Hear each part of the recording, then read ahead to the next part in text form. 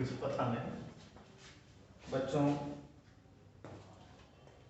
आज के video class में आपका स्वागत। इसके पहले हम आपको कायिक जनन के बारे में थोड़ा सा हिंट किए थे। पौधों एवं जंतुओं में जनन के बारे में बताए थे, जिसमें पौधों में जनन की प्रक्रिया दो रूपों में होती है, इसको आपको बता दिए थे, लैंगिक और अलैंगिक जनन। पादपों में अलैंगिक जनन की प्रक्रिया के कई प्रकार से पौधों में अलैंगिक जनन की प्रक्रिया होती है और कई प्रकार आपको विधिवत डायग्राम के माध्यम से समझाया गया है। उसी अलैंगिक जनन की प्रक्रिया में कायिक जनन, वेजिटेटिव रिप्रोडक्शन, एक प्रकार है। थोड़ी सी भिन्नता इसमें क्या है कि इसमें पौधे के पुष्पीय भाग को छोड़कर अन्य किसी भाग से नए पौधे बनने की प्रक्रिया को कायिक जनन कहते हैं। पौधे के कई भाग होते हैं, जैसे जड़ है, तना है, पत्ती है, फूल है, फल है। तो फूल फल को छोड़ करके शेष अन्य भागों से जब नए पौधे बन जाते हैं तो उसे हम कायिक जनन कहते हैं। कायिक जनन के प्रकार हैं कि कायिक जनन जड़ों द्वारा भी होता है, तने द्वारा भी होता है और पत्तियों द्वारा होता है तथा पत्र कलिकाओं द्वारा। इतने सिस्टम है, तने द्वारा,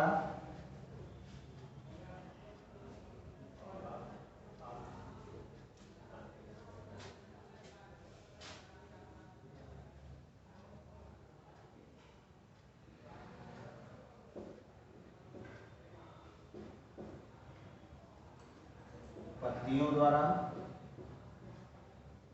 और पत्र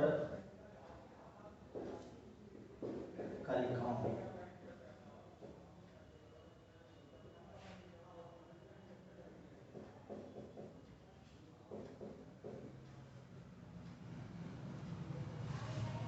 ये इतने सिस्टम से कायिक जनन की प्रक्रिया से हम सबसे पहले चलेंगे जड़ द्वारा कायिक जनन में। इसमें कुछ पौधे ऐसे होते हैं जिनमें जड़ों में अपस्थानिक कलिकाएं निकलती हैं और यही अपस्थानिक कलिकाएं अनुकूल परिस्थितियों में वृद्धि करके नए पौधे को जन्म देती हैं। जैसे उदाहरण के तौर पर डहेलिया है, शकरकंद है। इस डहेलिया और शकरकंद के पौधे में शतावर है, तो इसमें छोटी छोटी कलिकाएं आती हैं। जैसे आप लोग विधिवत देखे होंगे, डहेलिया और शतावर तो नहीं देखे होंगे, लेकिन शकरकंद अवश्य देखे होंगे। शकरकंद में आप सपोज कीजिए कि इसमें ऐसे ये अपस्थानिक जड़ें होती हैं और ये अपस्थानिक जड़ों का ही एक स्वरूप है।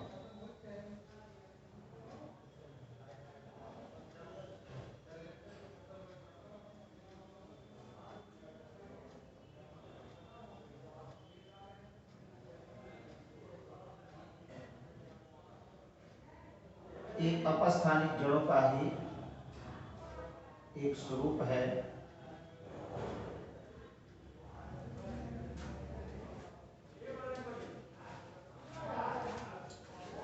जिसको हम शकरकंद कहते हैं।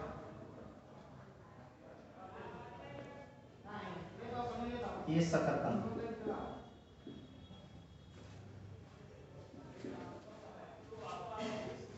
इसमें अपस्थानिक जड़ का ये रूपांतरित रूप है शकरकंद। आप जानते हैं कि अपस्थानिक जड़ें एक केंद्र से निकलती हैं, तो ये जड़ें जो है खाद्य पदार्थों को संचित करके फूल के मोटी हो जाती हैं। इसमें जो ये अपस्थानिक कलिकाएं हैं यहाँ पर। ये सारी अपस्थानिक कलिकाएं सुप्त अवस्था में पड़ी रहती हैं। जब अनुकूल परिस्थितियां आती हैं तो इन्हीं कलिकाओं से जो है कलियां निकल आती हैं और निकल करके वायवीय भाग को जन्म दे देती हैं। आप इसको गांव की भाषा में खेतों में पाया जाने वाला शकरकंद, जिसको हम नॉन एज गंजी कहते हैं, इस नाम से आप परिचित होंगे। अगर शकरकंद नहीं जानते होंगे तो गंजी नाम से आप इसको जानते हैं। तो आप देखिए कि जिस खेत में बोई जाती है उसमें अनुकूल परिस्थितियां आने पर बहुत सारे नए पौधे उत्पन्न हो जाते हैं। तो इसका उदाहरण हो गया शकरकंद, डहेलिया और सतावर। ये आपके जड़ द्वारा, इसी प्रकार से डहेलिया और सतावर में भी अपस्थानिक कलिकाएं निकलती हैं अनुकूल परिस्थितियों में नए पौधे को। दूसरा, आप तने द्वारा, तना आप जानते हैं कि पौधे का ये वायवीय भाग होता है। इस वायवीय भाग द्वारा नए पौधे बनने की प्रक्रिया को हम कायजन्य कहते हैं। तने द्वारा कैसे बनता है? तने में भी कई प्रकार के तने, थोड़ा सा समझें इसमें। एक तो होता है भूमिगत तना, जबकि अभी तक आप लोगों ने पढ़ा होगा कि तना जो है पौधे का वह भाग जो भूमि से ऊपर प्रकाश की ओर होता है उसे हम तना कहते हैं। लेकिन कुछ ऐसे भी पौधे हैं जिनमें भूमि के अंदर तना पाया जाता है, तो ऐसे तने को हम भूमिगत तना कहते हैं। उसमें तने की विशेषताएं पाई जाती हैं और उनके द्वारा नए पौधे जन्मते। इसमें भूमिगत तना में आपका है कंद,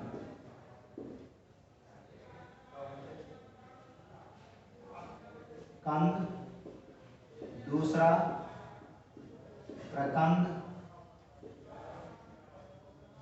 तीसरा घनकंद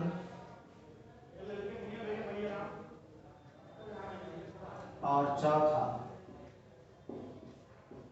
सल्ककंद। ये भूमिगत तने में 4 प्रकार के हमको कंद हुए। कंद जो है इसका उदाहरण आप विधिवत जानते हैं, आलू।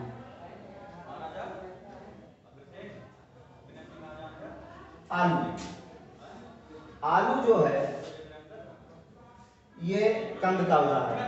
आलू में क्या होता है कि आप देखे होंगे, इस प्रकार से इसकी संरचना होती है और इसमें जगह जगह ऐसे जो है ये कलिकाएं होती हैं जिनको आप कहते हैं आंखें। जब अनुकूल परिस्थितियां आती हैं तो आलू को जब आप भूमि में डालते हैं, भूमि में बोते हैं, रख देते हैं, तो इन्हीं कलिकाओं द्वारा जो है ये कलियां बढ़ करके आगे जो है ऐसे नए पौधे को जन्म देती है। ऐसे आप देखिए एक एक आलू से कई कई कलियां निकल करके आपको वायवीय भाग का निर्माण करती हैं। फिर इससे जो जड़ें निकलती हैं, इन्हीं जड़ों में जो है ये खाद्य पदार्थ संचित करके ये फिर जो है आपको आलू प्राप्त हो जाता है। तो कंद जो है वो इसका उदाहरण हो गया आलू। दूसरा बच्चों,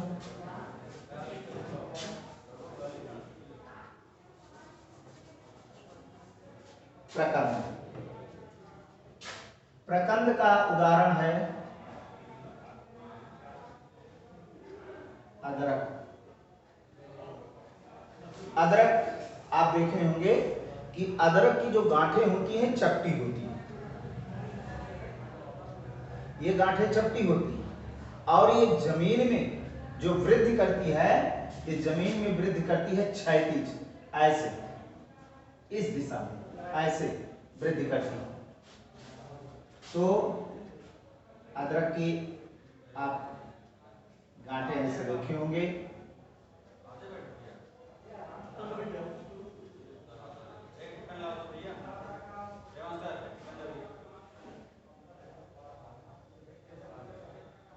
ऐसे ऐसे अदरक की गांठें होती हैं। ये चिपटी होती हैं, क्षैतिज अवस्था में इसे वृद्धि करती हैं और इस प्रकार से इनमें ये जो अपस्थानिक कलियां होती हैं, जहां जहां अपस्थानिक कलियां होंगी, इन्हीं अपस्थानिक कलियों से ये वायवीय भाग, जब अनुकूल परिस्थितियां आती हैं, ये वायवीय भाग जो है ये बाहर निकल करके एक नए पौधे को जन्म देता है।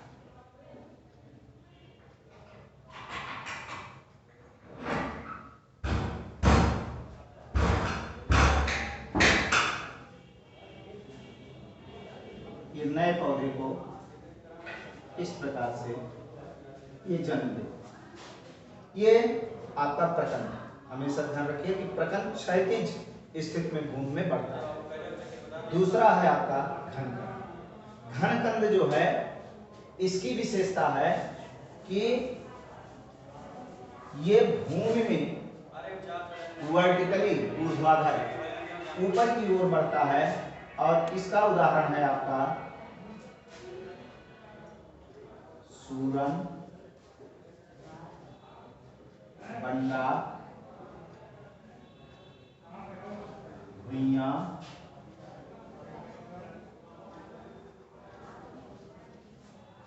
सूरन, बंडा, घुइयां, ये आपके घनकंद में आते हैं। आप देख रहे हैं इस समय सूरन, बंडा की सीजन चल रही है, घुइयां मार्केट में आ रही है।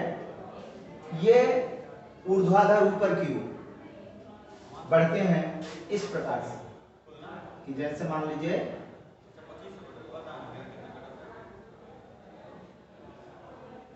ये बंडा है, तो इससे कलिका निकल करके ऐसे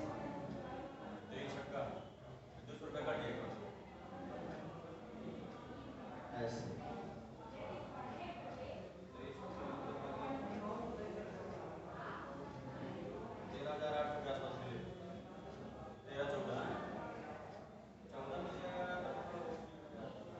ऐसे ये वर्टिकली ऊपर की ओर जो है ये इसकी कलियां निकलती हैं और यही जब परिपक्व हो जाती हैं तो इनको आप पुनः, जब अनुकूल परिस्थितियां आती हैं तो भूमि में आप इनको जब पुनः बोते हैं तो बोने पर इनसे पुनः जो है उन कलिकाओं के द्वारा नए पौधे का जन्म हो जाता है।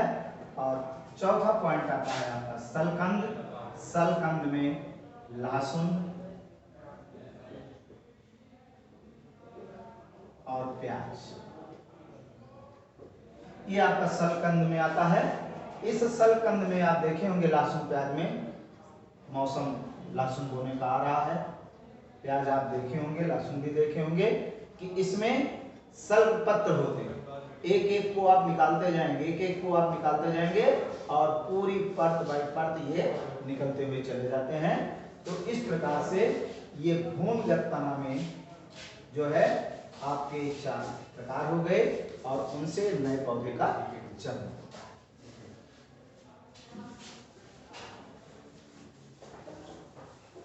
इसी में जो है आपका दूसरा भाग आता है कि दूब घास देखा होगा, गुलदाउदी देखा होगा, पुदीना देखा होगा, एक ब्राह्मी घास आती है वो भी आपने देखा होगा। ये अर्धवायवीय भाग कहलाते हैं। अर्धवायवीय भाग कहते कैसे? पुदीना और दूब तो स्पेशली देखा होगा और नहीं तो दूब तो हमेशा हर जगह होती है, आपने देखा होगा। दूब घास ऐसे चलती है क्षैतिज स्थिति में, यहीं पर इसकी गांठों से ऐसे जड़ें निकल आती हैं बस्तानी तरह। फैलती रहती है और यहीं से ये इसका वायवीय भाग बन जाता है।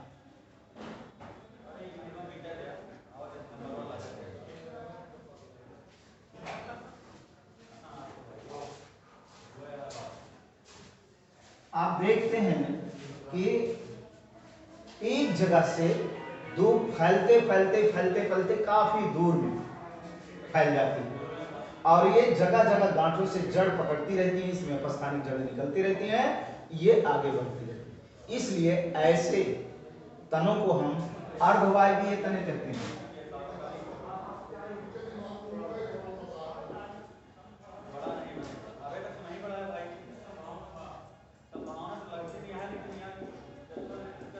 अर्धवायवीय तने यानी इनका आधा भाग तो वायु में स्वतंत्र होता है लेकिन शेष भूमि में चिपका होता है। इसी प्रकार से पुदीना में भी है, ब्राह्मी में भी है, गुलदाउदी आपने देखा होगा गुलदाउदी में भी है।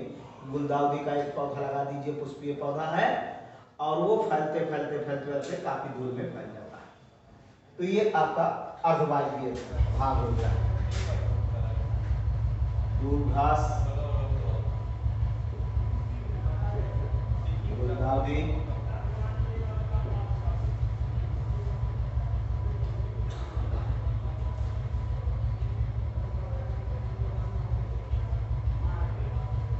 ब्राह्मी और पुदीना, ये अर्धवायवीय। इसी में वायवीय भाग दूसरा है।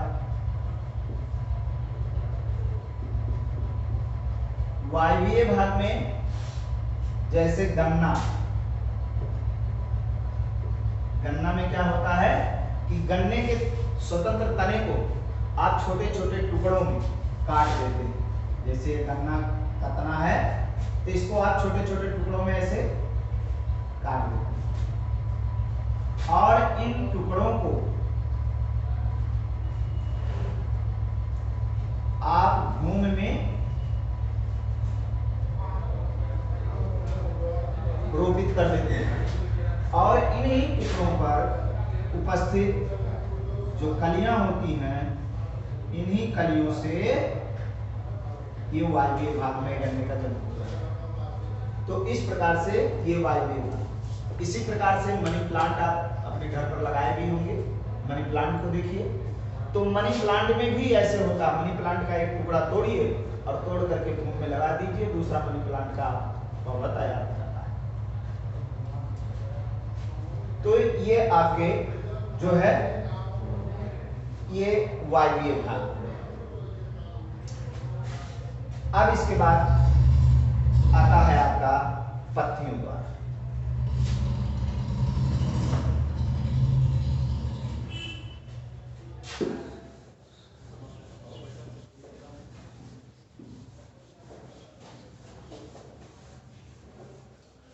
पत्तियों द्वारा जो है पत्तियां भी नए पौधे को जन्म देती है।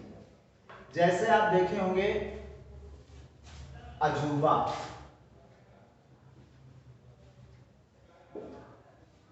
और एक पौधा होता है ब्रायोफिलम।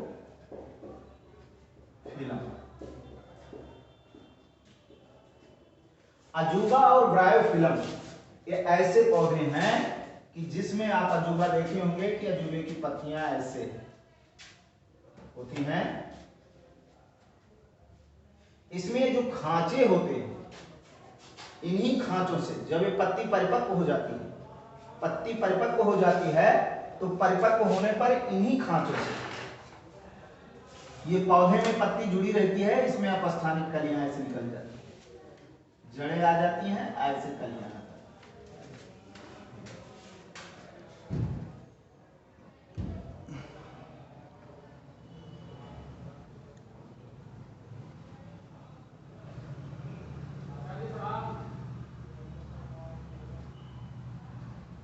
इस प्रकार से अपस्थानिक कलियां जो है ये प्रत्येक ग्रुप से एक एक नए पौधे को जन्म दे देती है। ब्रायोफिलम में केवल इतना अंतर है कि इसमें पत्ती का जो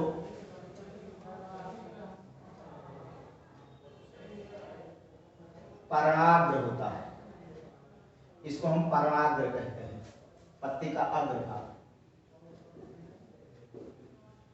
पर्णाग्र। ये अग्रभाग जो है लंबा होता है और ये भूमि में टच हो जाता है। जब पत्ती झुकती है तो झुकने से भूमि में टच होता है, यहीं पर इसमें अपस्थानिक कलियां आ जाती हैं, जड़ें निकलती हैं और इस प्रकार से ये नए पौधे को जन्म देते हैं।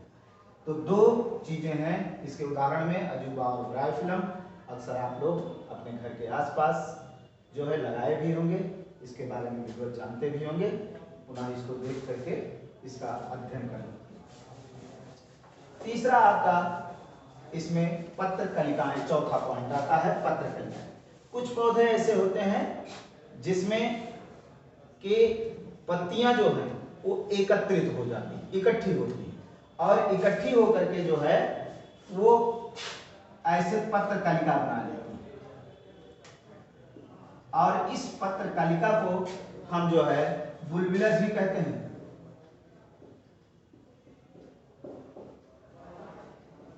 और इस बुलबिलस के कारण से जो है ये नए पौधे को जन्म देते। तो इन पत्र कलिकाओं के कारण से भी जो है एक कायिक जनन की प्रक्रिया होती है। तो इस प्रकार से ये चार भाग हुए कायिक जनन के। अब इसमें जो है कृत्रिम कायिक जनन, थोड़ा सा इसमें समझ लीजिए। कृत्रिम कायिक जनन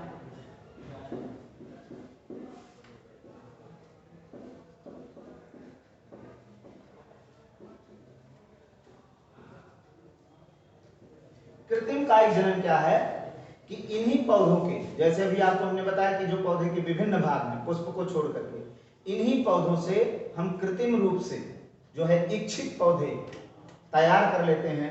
इसी को हम कृत्रिम कायिक जनन कहते हैं। इसमें भी जड़ द्वारा, तने द्वारा, जो है कलियों द्वारा हम नए पौधे बनाते हैं।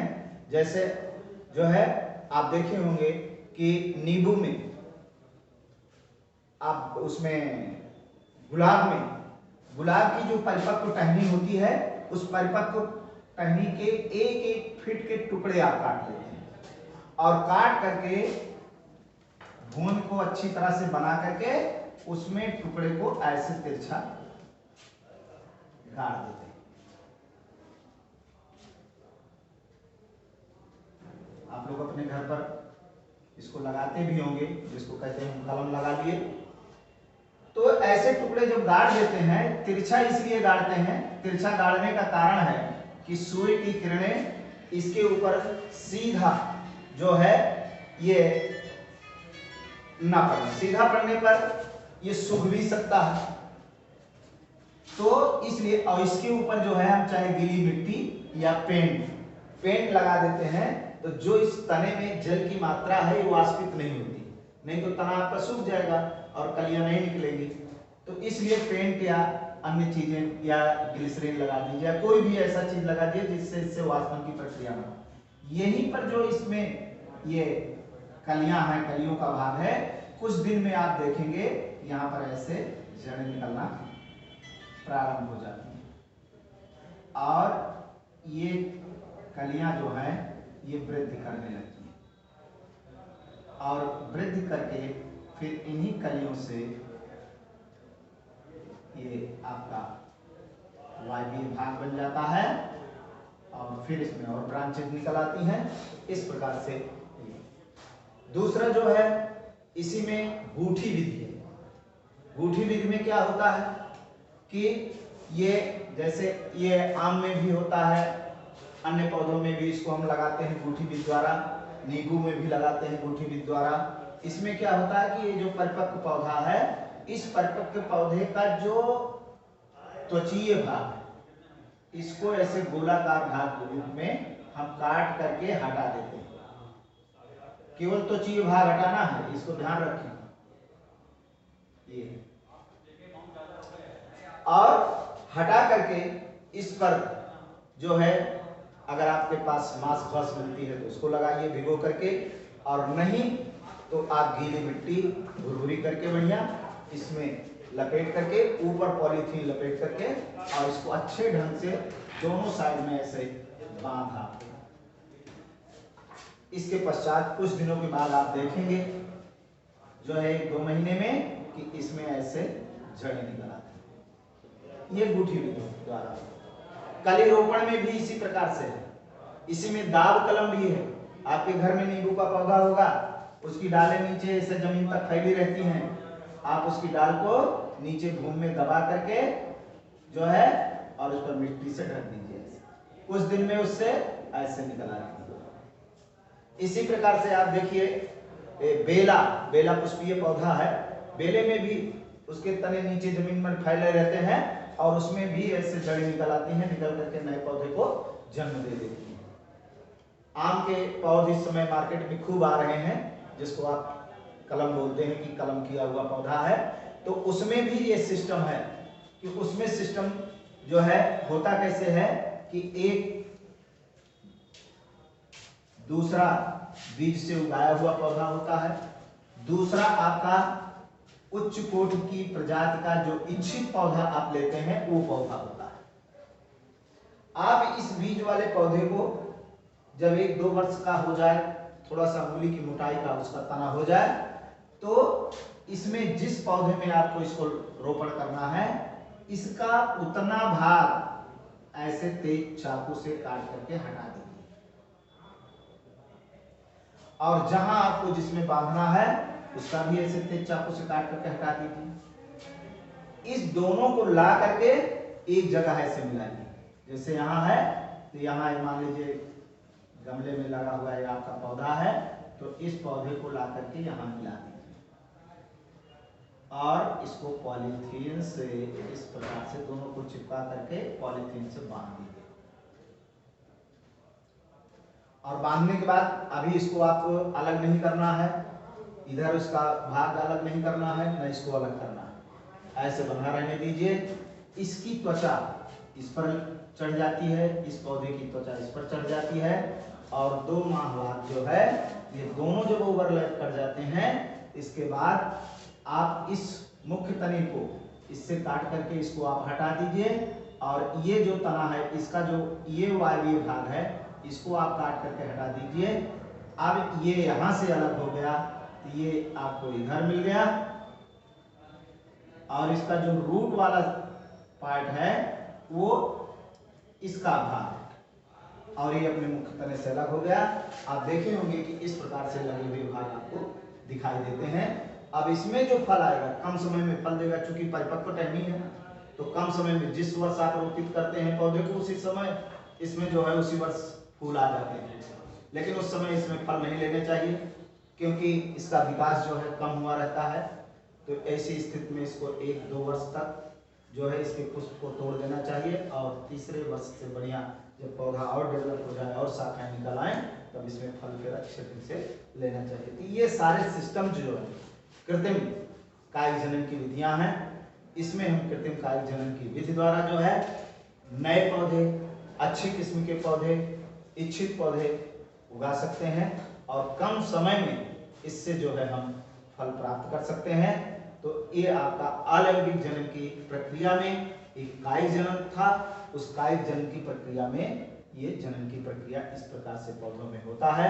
अगले टॉपिक पर हम बच्चों आपको लैंगिक जनन की प्रक्रिया पौधों में बताएंगे।